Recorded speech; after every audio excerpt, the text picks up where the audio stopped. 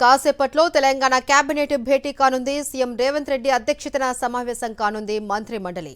రాజీవ్ యువ వికాసం, వానాకాలం పంటలపై చర్చించనున్నారు. అలాగే ఇందిరమ్మ ఇల్లు, భూభారతిపై సమీక్ష చేయనున్నారు. ఇక కాళేశ్వరంపై విజిలెన్స్ రిపోర్ట్, ఎన్డీఎస్ఏ నివేదికపై కూడా చర్చించనున్నారు. ప్రభుత్వ ఉద్యోగుల సమస్యల నివేదికపై వేములవాడలో కోడలు మృతిపై కూడా చర్చించే అవకాశం ఉంది కేబినెట్ మీటింగ్లో. కాసేపట్లో తెలంగాణ కేబినెట్ భేటీ కానుంది. సీఎం రేవంత్ రెడ్డి అధ్యక్షతన ఈ సమావేశం కానుంది. మంత్రి మండలి అలాగే రాజు యువ వికాసం, వానాకాలం పంటలపైన చర్చించనున్నారు. అలాగే ఇందిరమ్మ ఇల్లు, భూభారతిపైన సమీక్ష చేయనున్నారు.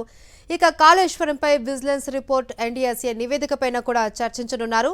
ప్రభుత్వ ఉద్యోగుల సమస్యల నివేదికపైన, వేములవాడలో కోడలు మృతి చెందడంపైన కూడా ఈ కేబినెట్ సమావేశంలో చర్చించే అవకాశం ఉంది. కాసేపట్లో తెలంగాణ కేబినెట్ భేటీ కానుంది. ఈ కేబినెట్ మీటింగ్లో ఏ అంశాలపైన చర్చించే అవకాశం ఉంది అనేది మా ప్రతినిధి రాకేష్ మరింత సమాచారాన్ని అందిస్తారు. రాకేష్,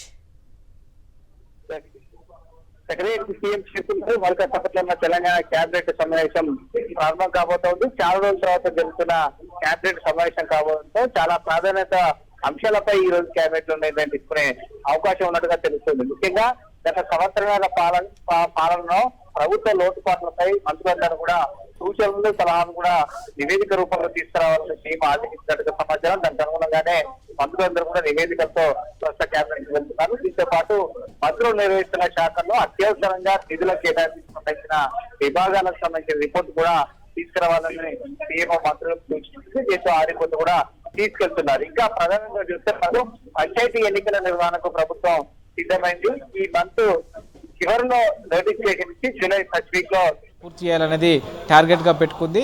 ఎన్నికల నిర్వహణ సాధ్యాసాధ్యాలపైన క్యాబినెట్లో డెసిషన్ తీసుకునే అవకాశం కనిపిస్తూ ఉంది. దీంతోపాటు ఉద్యోగస్తుల సమస్యలకు సంబంధించి ఇప్పటికే డిప్యూటీ సీఎం బట్టి విక్రమార్కతో ఈరోజు ఉదయం కూడా ఉద్యోగస్తులు భేటీ అయ్యారు. ముఖ్యంగా డిఏలు, పీఆర్సీ విషయంలో పట్టుబడుతున్న నేపథ్యంలో 1 లేదా 2 డిఏలు ఇచ్చేందుకు ప్రభుత్వం సుముఖత వ్యక్తం చేసినట్టుగా సమాచారం. దీనిపైన ఈరోజు కేబినెట్ నిర్ణయం తీసుకునే అవకాశం ఉంది. ఇక రైతు భరోసాకు సంబంధించి కూడా ప్రస్తుతం ఎండాకాలానికి సంబంధించిన 2వ విడత నిధుల విషయంలో కొంత 4 ఎకరాల వరకు వేయడం జరిగింది. మిగతాకు సంబంధించిన భూమికి వేయని నేపథ్యంలో దాన్ని అదేవిధంగా కంటిన్యూ చేయాలా, లేకుంటే వర్షాకాలం సీజన్ వచ్చింది కాబట్టి ఈ సీజన్కి సంబంధించిన రైతు భరోసా విడుదల చేసి ఎండాకాలానికి సంబంధించిన పెండింగ్ నిధులను విడతల వారుగా వేయాలనే దానిపైన కూడా కేబినెట్లో చర్చించే అవకాశం కనిపిస్తూ ఉంది. దీంతోపాటు రాజన్న సంబంధించిన ఆలయంలో కోడలు ఈ మధ్య 15 రోజుగా రోజుకు 3 నుంచి 4 చచ్చిపోతున్న నేపథ్యంలో విమర్శలు వస్తూ ఉన్నాయి.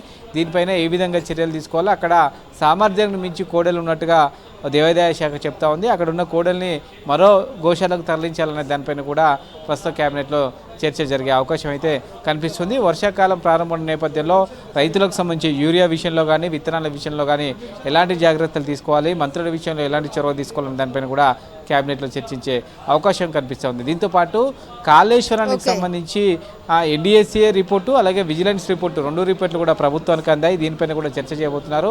మరోవైపు కమిషన్ విచారణకు ఈటెల రాజేందర్, కేసీఆర్ అలాగే హరీష్ రావు ఈ వారం రోజుల్లో ముగ్గురు అటెండ్ కావాల్సి ఉన్న నేపథ్యంలో ఆ రిపోర్ట్ వచ్చిన తర్వాత ఈ 3 రిపోర్ట్లు కలిపి నిర్ణయం తీసుకోవాలా, లేకుంటే ఈ 2 రిపోర్ట్లను బట్టి ఏదైనా నిర్ణయం తీసుకోవాలని దానిపైన కూడా కేబినెట్లో చర్చ జరిగే అవకాశం ఉంది. Right, thank you Rakesh.